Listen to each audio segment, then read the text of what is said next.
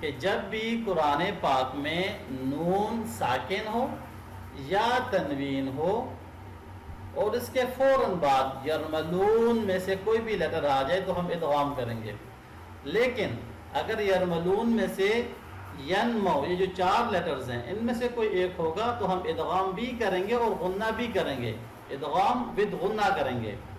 اور اگر لام اور را آ جاتے ہیں تو پھر ہم ادغام تو کریں گے لیکن غنہ نہیں کریں گے, ادغام وداؤٹ غنہ ہم اس کو پڑھیں گے.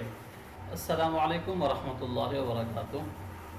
امید کرتا ہوں کہ آپ احباب خیریت سے ہوں گے. لاسٹ ویڈیوز کے اندر ہم نے نون ساکن اور تنوین کے قواعد کے بارے میں سیکھا تھا, اور پچھلی ویڈیو میں ہم نے نون ساکن اور تنوین کا اظہار پڑھا تھا.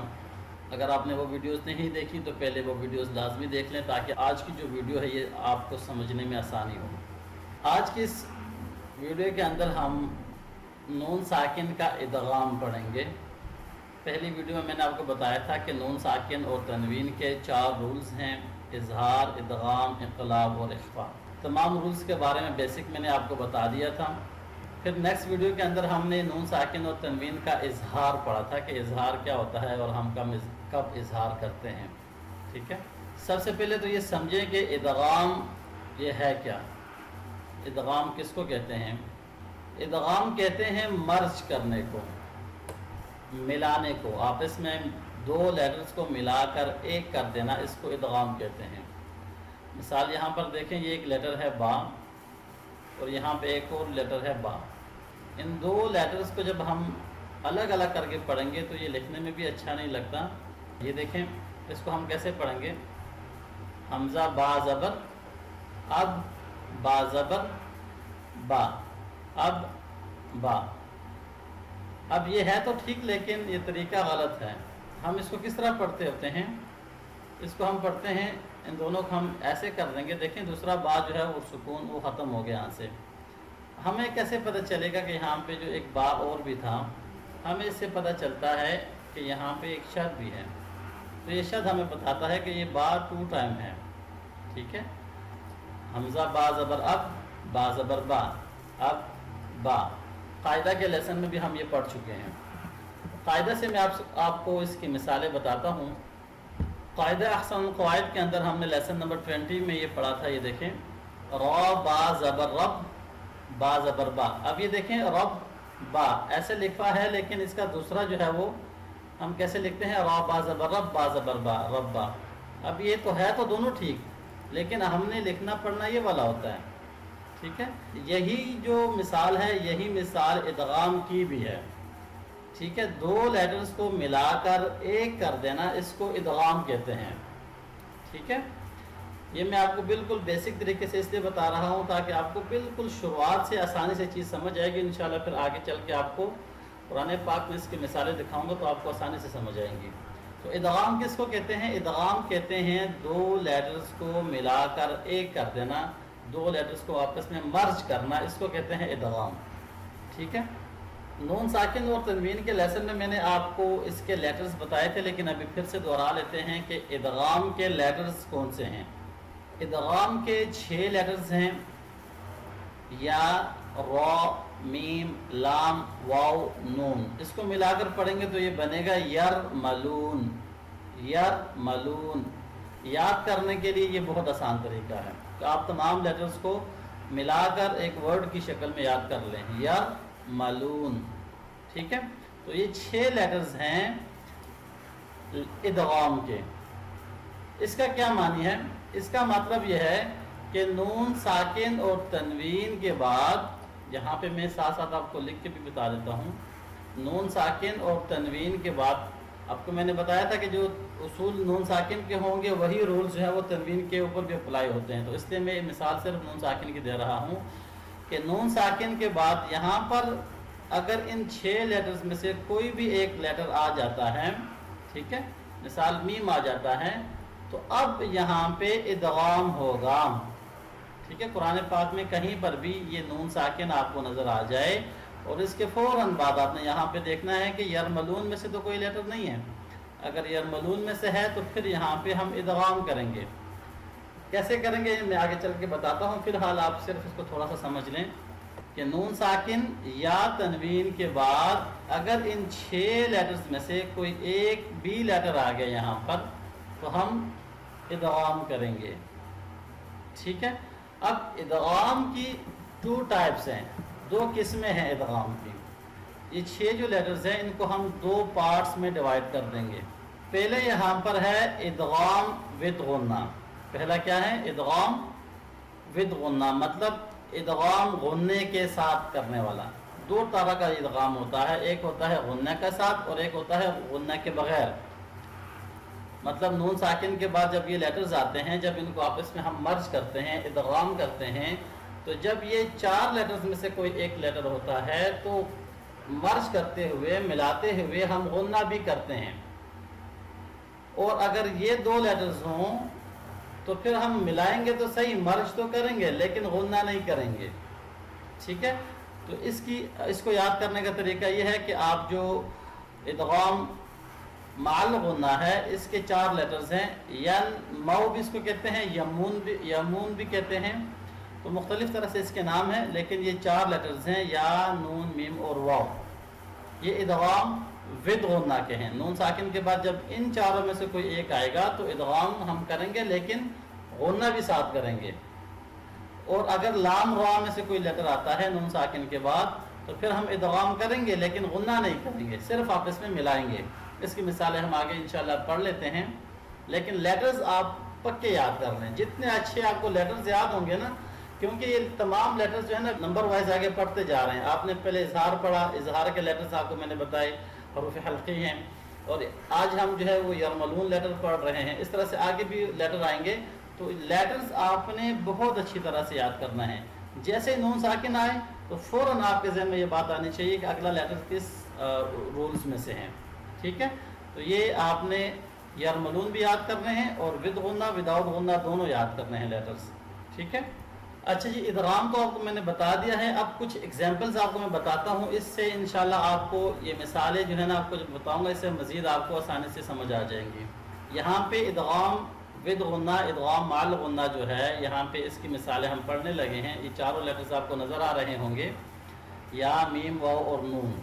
ठीक है, विद गुन्ना क्या होता है? यहाँ पे देखें ये नून साकिन है, फमन है। ठीक है, क्या है ये? फमन, मीम नून ज़बर मन, आगे या है। या कौन सा लेटर है? इदगाम विद गुन्ना, माल गुन्ना। ठीक है, तो अब हमने क्या करना है कि हमने इस नून और इस या को आपस में मर्ज कर देना है, इन दोनों को आपस में मिलाकर एक कर देना है। बज़ाहिर तो ये नून नहीं पढ़ा जाएगा, हम क्या पढ़ते हैं? फमई या अमल। क्या पढ़ते हैं? फमई या अमल। ये मई करते हैं ना, तो यहाँ पे ये नून तो नहीं पढ़ा जा रहा, लेकिन असल में क्या हो रहा है? ये दोनों आपस में मर्ज हो रहे हैं। ठीक है, फमई या अमल, मई, ये देखिए मई, यहाँ पे जो हम रुक रहे हैं, ये जो आपस में मिला रहे हैं, इसको मिलाते वक्त ये गुन्ना भी साथ हो रहा है, तो ये इदगाम माल गुन्ना है। फमई या अमल। ठीक है, इसी तरह से दूसरी मिसाल देख लें, मीम से देख लेते हैं। मिन मिसली ही था, लेकिन नून साकिन के बाद मीम आ गया, मीम यरमलून में से है और विद गुन्ना से है, तो हम क्या करते हैं? मिन नहीं पढ़ेंगे बल्कि मिम पढ़ेंगे, मिम। ठीक है, ये नून इस मीम के अंदर मर्ज हो जाएगा, मिम मिसली ही, मिम। देखिए आपस में मिल रहा है मिम, लेकिन हम साथ गुन्ना भी कर रहे हैं, मिम मिसली ही, मिम मिसली। ठीक है, इसी तरह से अगली मिसाल में भी ये देखें, मिम हारिजिन, मिम गुन्ना भी हो रहा है और मर्ज भी हो रहा है। तनवीन में से इसकी मिसाल देख लेते हैं, यहाँ वाव से, लाहा बियूं, असल में क्या है? ये लाहा बिन व तब है, लेकिन तनवीन के बाद यरमलून में से वाव है तो विद गुन्ना होगा, लाहा बियूं व तब, लाहा बियूं, बियूं मिल रहा है और थोड़ी देर यहाँ पे रुकेंगे तो गुन्ना भी साथ हो जाएगा, लाहा बियूं یکتب، ٹھیک ہے. اسی طرح سے آگے دیکھیں من نشاء، من نشاء ہے لیکن ہم اس کا رول پڑھیں گے. نون ساکن کے بعد نون حروف ادغام بدغنہ میں سے ہے، تو کیا کریں گے؟ من نشاء ملائیں گے بھی اور غنہ بھی کریں گے. من نشاء ان نحن، ان کیا ہو رہا ہے؟ غنہ بھی ہو رہا ہے اور مرج بھی ہو رہا ہے، ادغام بھی ہو رہا ہے. آئی ہوپ آپ کو ادغام مال غنہ جو ہے وہ سمجھ آ گیا ہے. یہ تھا ادغام ود غنہ. اب کچھ مثالیں ہم ادغام وداؤٹ غنہ کی بھی پڑھ لیتے ہیں. ادغام وداؤٹ غنہ کون سے لیٹرز تھے؟ لام اور را. رول کیا تھا؟